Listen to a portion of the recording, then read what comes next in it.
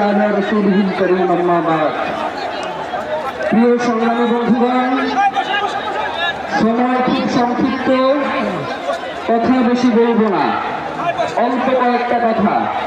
আজকে সংসদ চলছে 2 মাস ধরে। প্রতি ঘন্টায় সংসদে জনগণের টাকা ব্যয় হচ্ছে 1,63,00,000 টাকা। জনগণের টাকায় সংসদে বসে আজাইরা লাভ করা হচ্ছে, কিন্তু জনগণের যে গণভোটের রায় সেটাকে মানা হচ্ছে না। প্রিয় ভাইয়েরা, আজকে অনেকেই মনে করেন আপনারা মহাজন হয়েছেন। এই দেশে বহুত মহাজন আপনাদের আগেও ছিল, কেউ টিকতে পারে নাই। সুতরাং আপনারা যদি মনে করেন নতুন মহাজন হয়ে এই দেশের মানুষের উপরে জুলুম নির্যাতন করবেন, তাহলে আপনাদের সাবেক মহাজন যে দিল্লিতে বসে আছে তার সাথে আগেই কথাবার্তা বলে কোথায় গিয়ে থাকবেন সেটা পরিষ্কার করেন। মাননীয় প্রধানমন্ত্রী, আপনার পিতা শহীদ রাষ্ট্রপতি জিয়াউর রহমান, তিনি সর্বপ্রথম এই বাংলাদেশে গণভোট কায়েম করেছিলেন। আজকে আপনারা সেই গণভোটের বিরুদ্ধাচরণ করছেন। আপনারা শুধুমাত্র গণভোটের বিরুদ্ধাচরণ করছেন না, মূলত বিএনপির জন্য যে গণভোটের মধ্য দিয়ে আপনারা তো নিজেদের জন্মকে অস্বীকার করছেন। দেশনেত্রী বেগম খালেদা জিয়া, তিনি যে সংবিধানকে ছুঁড়ে ফেলবার জন্য বারংবার তার বক্তব্যে, তার কথায়, তার দাবিতে তুলে ধরেছেন, আজকে আমরা দেখতে পাই সেই সংবিধানকে চারটে তার দল বিএনপি ক্ষয় করে ফেলছে।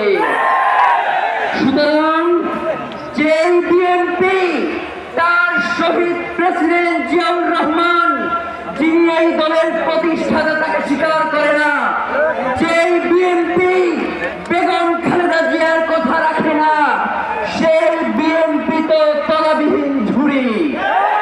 এই বিএনপির কোন মেরুদণ্ড নেই। যদি সেই বিএনপি বাংলাদেশে অরাজক পরিস্থিতি তৈরি করতে চায়, তাহলে আপনাদেরকেও আমরা বলে দেই, আমরা নতুন করে এমন রাজনীতি শুরু করবে যে রাজনীতি হবে আপনাদের দলের প্রধান জিয়াউর রহমান এবং বেগম খালেদা জিয়ার রাজনীতি। প্রিয় ভাইরা, আমরা পর্দার আড়ালের কোন শাসন দেখতে চাই না। আমরা জনগণ যাদেরকে ক্ষমতায় বসিয়েছি, প্রধানমন্ত্রী বানিয়েছি, আমরা তাদের সাথে সরাসরি কথা বলতে চাই। আমরা জানতে চাই এই প্রধানমন্ত্রী, তিনি কি প্রক্সি প্রধানমন্ত্রী হবেন নাকি জনগণের প্রধানমন্ত্রী হবেন? তিনি কি জনগণের কথা বলবেন নাকি তাকে চেক করে দেওয়া হয় যেই কথাগুলো সেই কথাগুলো তিনি বারংবার বলবেন? প্রিয় ভাইয়েরা, যদি এই রাষ্ট্রে গণভোটের রায় মানা না হয়, এই রাষ্ট্রে সংস্কারগুলো বাস্তবায়ন করা না হয়, এই রাষ্ট্রে জুলাইকে অস্বীকার করা হয়, তাহলে এই রাষ্ট্রে যারা ক্ষমতাসীন রয়েছেন তাদেরকে আরেকটি 36শে জুলাইয়ের জন্য প্রস্তুত থাকতে হবে। প্রিয় ভাইয়েরা, শহীদ ওসমান হাদি এই কথাগুলো অত্যন্ত স্পষ্ট ভাষায় বলতেন। আমাদের তো মনে হয় ইলেকশনের পরে আপনারা যে এই ধরনের আচরণ করবেন, এইটাই পূর্বেই আপনারা ঠিক করে রেখেছিলেন।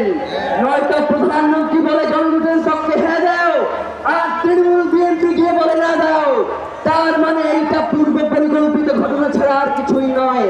যার কারণে শহীদ ওসমান হাদিকে বাংলাদেশ থেকে সরিয়ে দেওয়া হয়েছে।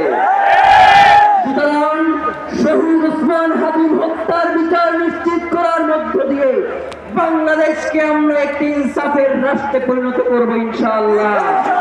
বিচার বিচার বিচার চাই।